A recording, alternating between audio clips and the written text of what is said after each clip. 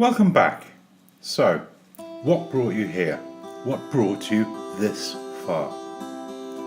As I've said once, and I'll probably say again several times, you didn't go to school or college to learn that the earth is flat. Something somewhere made you stop and think, even if it was just for a moment.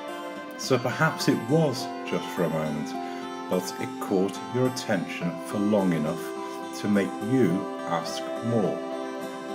Like most of us, you decided to look for more, but from the moment you took your first steps into the flat earth, you were undoubtedly bombarded with 1,000 opinions. So put the brakes on for a moment and cast your mind back to that first question you formed about the shape of your world.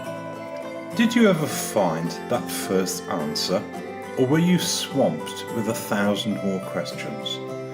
And if you got the answer to your very first question, what was your second question? Pretty soon, you were running in 1,000 directions, looking for 1,000 answers. So let's return to your gotcha moment and ask yourself the $64,000 question. Do you still think the world is flat? If you do, you'll likely have a bunch of other questions about the details, and if you don't, then you're probably still looking for something to prove it to yourself. So keep going, you'll get there. Either way, you have, or you will come to a point where you find that one special answer. For many, there are lots of individual answers. None seem to stand alone, but each one adds to a weight of evidence which tips the balance. Hold on to those answers. If you're like everyone else, you will still have questions that you're not sure about, but this journey is not about proof, of which I'll say more in a moment. It's about you forming your opinion. Your opinion might not be the same as anyone else's. Your opinion might not be popular with everyone else. Your opinion might even be factually flawed in places, but it is your opinion, and it's what makes you who you are. There is a well-founded axiom used in the civil law courts that states an opinion, which is all a court decision amounts to, is to be reached on the balance of probability. It's different to that of the criminal courts, where an opinion or verdict must be beyond reasonable doubt. The opinions that each of us hold in this matter need amount to nothing more than a civil court opinion and be on the balance of probability. For some reason, best known to the opponents of the flat earth, their standard of proof seems to ask that it is beyond reasonable doubt. Whenever someone claims to debunk flat earth, they demand scientifically verifiable and repeatable proof. To that, I say this is not a court of law. Whatever your opinion be, right here, right now, you don't need to prove it to anyone except yourself. What's more, you have the right to change it again if more evidence comes to light. The courts can be appealed. Why shouldn't you? So, for whatever opinion you hold on this matter at this moment in time, simply be settled in the fact that you hold an opinion, period. Do you really think those who believe that we live on a little ball flying through space went out and proved that for themselves? Of course they didn't. So what right do they have to demand you prove anything to them? Just satisfy yourself, that's enough for now. If you reach the stage of holding an opinion, irrespective of whether you think the earth is flat or not, you're probably looking at what to do next. To that, I would say fasten your seatbelt. In short, you're about to discard everything you've been told about the shape of the earth.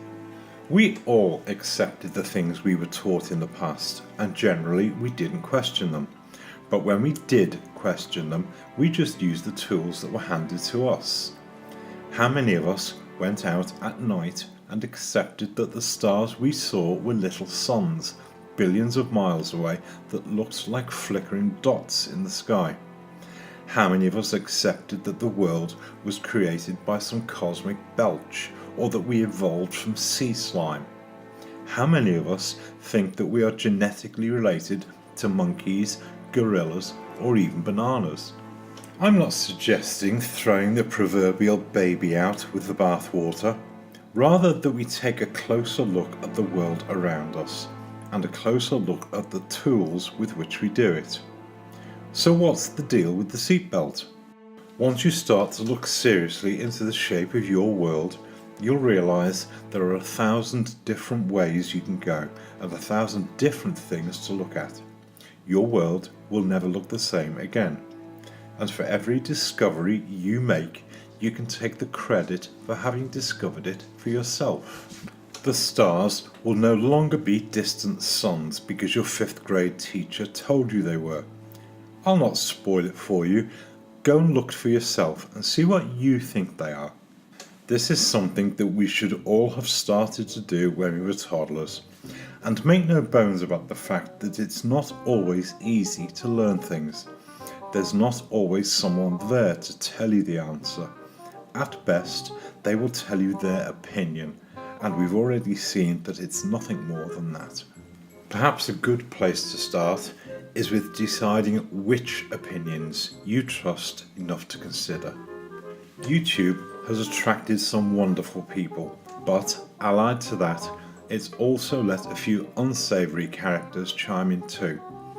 Perhaps it's time to show a little discernment about who and what you listen to.